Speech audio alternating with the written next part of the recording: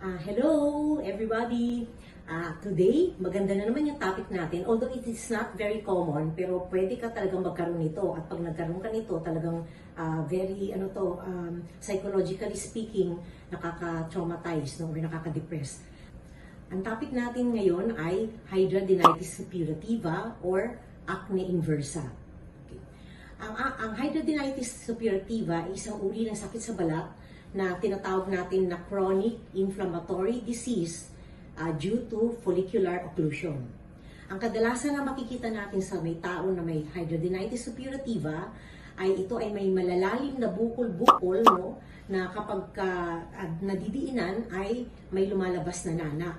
Kaya nagkakaroon ito ng parang daanan, no, from the deep bukol papunta sa skin, naggagawa ito ng tunnel para makalabas yung laman niya, yung mga nananga. So, meron din itong mga tawag na tunnels, no, nagpo-form. Kaya kapag ito ay medyo malala na, yung tunnel na ito, doon lumalabas yung mga nana na nasa loob ng mga balat natin.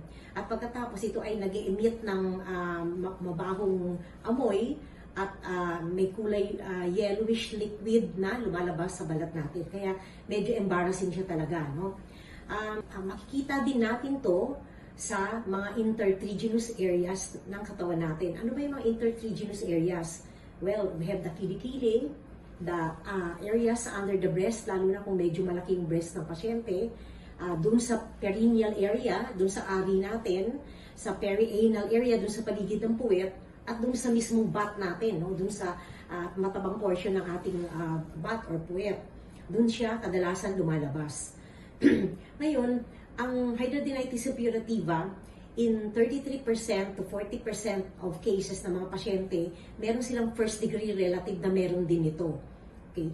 At saka pagkatapos, ito ay nagiging common sa mga tao na aged 21 to 29 years old. Yung from puberty to 40 years old, kadalasan ng mga hidradenitis suppurativa patient na nagkakaroon nito. Ang psychological impact ng tao na may hidradenitis suppurativa or acne inversa ay mas mahigit kaysa sa physical disfigurement na nangyayari sa kanya, no? So, kailangan talaga natin ng psychological support kasi nga itong mga taong to, they are usually depressed kasi just imagine nasa sensitive areas, no? So when they want to get married, mahiya sila, ma-embarrass sila sa partner nila kasi nandudun lahat yung mga peklat na ang mga pangit na may lumalabas pa na mabahong amoy. Kaya syempre talagang nakakababa ng ng self-esteem. So dapat talaga nating suportahan ang mga tao na may hidradenitis suppurativa. And when you seek treatment early, it will be much better kasi mapiprevent mo yung progression at mapiprevent mo yung pagkapangit talaga ng balat. Ito ay autosomal dominant. So kung ang one parent has hidradenitis suppurativa, kadalasan 50% chance yung anak magkakaroon din. Tapos, 1 to 4% yung prevalence rate. Sabihin, yung dami sa populasyon, nasa 1 to 4%. At ito ay, sinasabi ko nga kanina, namamana, influenced by the environment, which means that kapag ikaw ay mataba, okay, or may metabolic syndrome.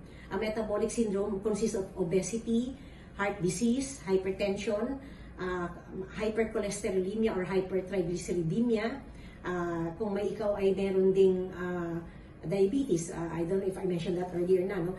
Tsaka cardiac disease and hypertension, okay? Ayun, nakikita yun sa merong tao na merong metabolic syndrome.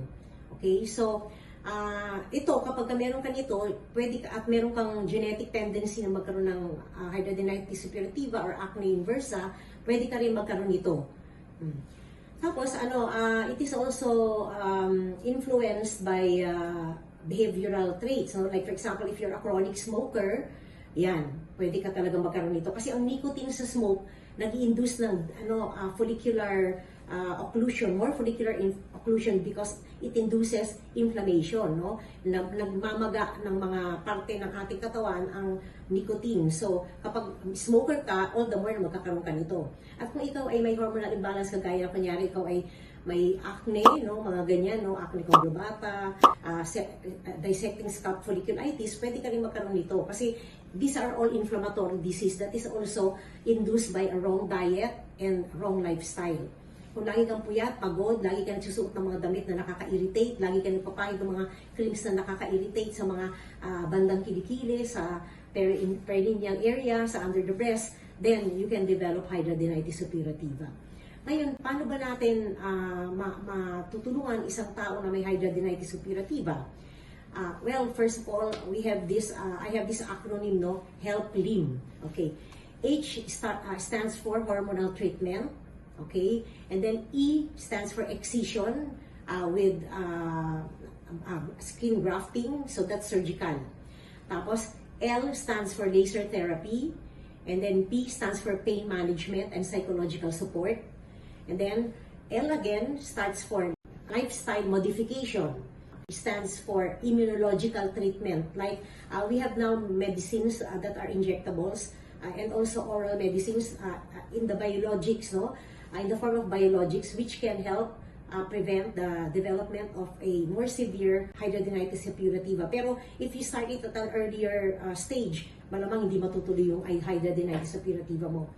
Yan. So, and then M is medication. At the start of the treatment, pwede tayo magbigay ng mga antibiotics, anti-inflammatory. Dapat mabigyan ka agad para hindi na ito maging progressive at hindi na ito lumala.